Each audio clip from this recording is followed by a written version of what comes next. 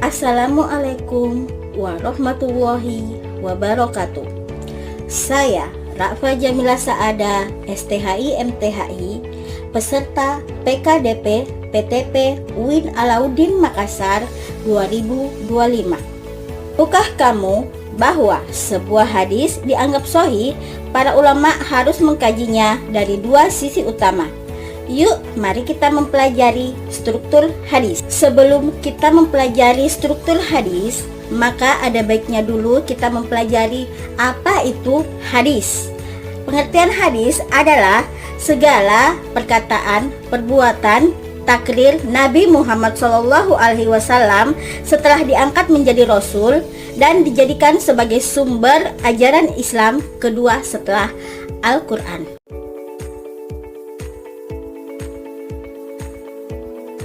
Struktur hadis terbagi atas 3, yaitu sanad, matan, dan mukharij. Sanad adalah orang yang meriwayatkan hadis dari Nabi Muhammad SAW sampai kepada penulisnya. Sedangkan matan hadis adalah isi dari hadis tersebut, apa yang dilakukan oleh Rasulullah dan disampaikan menjadi sebuah hadis oleh sahabat-sahabatnya.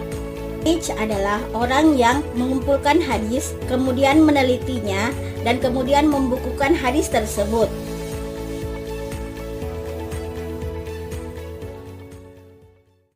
Adapun contohnya hadis tentang niat yang berbunyi An Amirul Mukminin Abi Hafsin Umar bin Khattab radhiyallahu anhu qala innamal a'malu binniyat wa innamal likulli imri'in ma nawa faman kanat hijratuhu ila Allahi wa rasulihi fahijratuhu ila Allahi wa rasulihi faman kanat hijratuhu lidunya yusibuha aw imra'atun aw imra'atin yankihuha fahijratuhu ila ma hajara ilaihi rawahu Bukhari wa Muslim. Hadis ini menyatakan bahwa setiap amalan benar-benar berdasarkan kepada niatnya. Apa yang Anda niatkan, maka Anda akan mendapatkan balasan seperti apa yang Anda niatkan. Jika kita berniat ikhlas karena Allah Ta'ala, maka balasannya surga.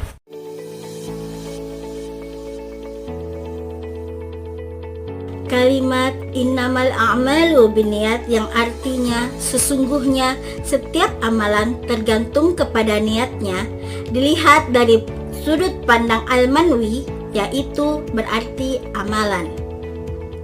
Sedangkan kalimat setiap orang yang akan mendapatkan apa yang ia niatkan ini dilihat dari sudut pandang Al-Manwi lahu, yaitu kepada siapa amalan tersebut ditujukan, yaitu ikhlas lillahi ta'ala atau ditujukan kepada selainnya. Adapun faedah hadis niat tersebut adalah yang pertama adalah dalam Jami' al-Ulum wal al-Hikam, hadis ini dikatakan oleh Imam Ahmad sebagai salah satu hadis pokok dalam agama kita yang disebut dengan usul Islam.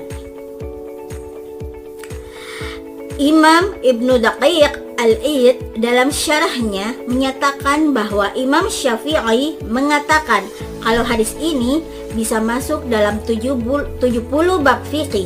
Ulama lainnya mengatakan bahwa hadis ini sebagai thuluthul Islam atau sepertiganya Islam. Yang kedua,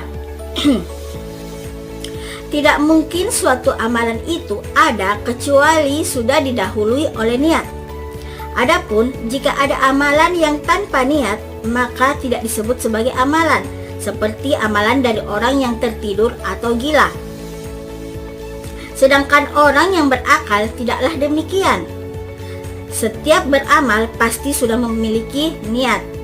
Para ulama mengatakan seandainya Allah membebani suatu amalan tanpa niat, maka itu sama halnya dengan membebani sesuatu yang tidak dimampui. Faedah ketiga adalah setiap orang yang akan mendapatkan apa yang ia niatkan, Maksudnya adalah apa yang kita niatkan, maka kita akan mendapatkan pula seperti apa yang diniatkan.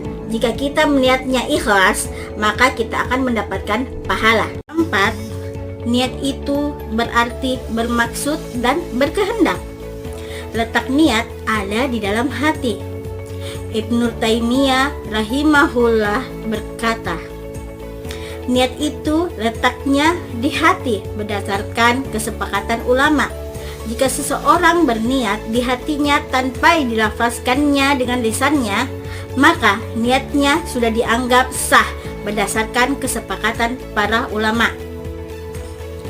Dari kitab Majmu'ah Al-Fatwa, Syekhul Islam Ibnu Taimiyah rahimahumullah menjelaskan, siapa saja yang menginginkan melakukan sesuatu, maka secara pasti ia telah berniat. Semisal di hadapannya disodorkan makanan, lalu ia punya keinginan untuk menyantapnya, maka ketika itu pula ia telah berniat. Demikian pula ketika ia ingin berkendara atau melakukan perbuatan lainnya, bahkan jika seseorang dibebani suatu amalan lantas dikatakan tidak berniat, maka sungguh itu adalah pembebanan yang mustahil dilakukan. Karena setiap orang yang berkehendak melakukan suatu amalan yang disyariatkan atau tidak disyariatkan, pasti ilmunya telah mendahuluinya dalam hatinya. Inilah yang dinamakan niat. Jadi niat itu adalah apa yang sudah terlintas di dalam pikiran kita, maka itu sudah berarti niat. Dikerjakan maupun tidak dikerjakan berarti tetap itu niat. Yang kelima adalah niat terbagi atas dua macam, yaitu niat pada siapa yang ditujukan, dan yang kedua adalah niat dengan amalan tersebut. Yang keenam adalah hijrah itu berarti meninggalkan. Secara istilah, hijrah adalah berpindah dari negeri satu ke negeri yang lain. Hijrah itu hukumnya wajib bagi muslim ketika ia tidak mampu menampakkan lagi isyarat agamanya di negeri yang lain, sehingga ia berpindah atau hijrah ke negeri yang menurutnya tempatnya bagus. Ketujuh adalah setiap amalan itu butuh niat yang ikhlas, karena di dalam hadis disebutkan amalan hijrah yang ikhlas dan amalan hijrah yang tujuannya untuk mengejar dunia itu berbeda. Kemudian muncullah beberapa pertanyaan, bagaimana jika amalan kita bercampur dengan riya? Jawabannya yang pertama adalah, jika riya ada di dalam sebuah ibadah, maka riya seperti ini hanya ditemukan oleh orang munafik dan orang yang kafir. Yang kedua, jika ibadah kita dari awalnya tidak ikhlas, maka ibadahnya tidak sah dan tidak diterima. Yang ketiga, niat awal dalam ibadahnya ikhlas, namun di pertengahan ia tunjukkan ibadahnya pada makhluk, maka pada saat ini ibadahnya juga batal. Yang keempat, niat awal dalam ibadahnya ikhlas, namun di pertengahan ia ditambahkan dari amalan awalnya tadi itu selain kepada Allah, misalnya ia perpanjang bacaan Al-Qur'annya dari biasanya karena ada temannya, karena dia mau dilihat sama temannya, maka tambahan membaca Al-Qur'annya ini akan dinilai batal, namun niat awalnya tetap pada niat yang betul. Kawan-kawan, marilah kita melakukan setiap amalan perbuatan itu berdasarkan dengan niat yang baik. Maka jika kita ingin melakukan sesuatu, maka luruskanlah dulu niat kita. Insya Allah lillahi ta'ala, maka pahala akan didapatkan. Demikianlah video pembelajaran ini. Saya tutup dengan ucapan Assalamualaikum warahmatullahi wabarakatuh.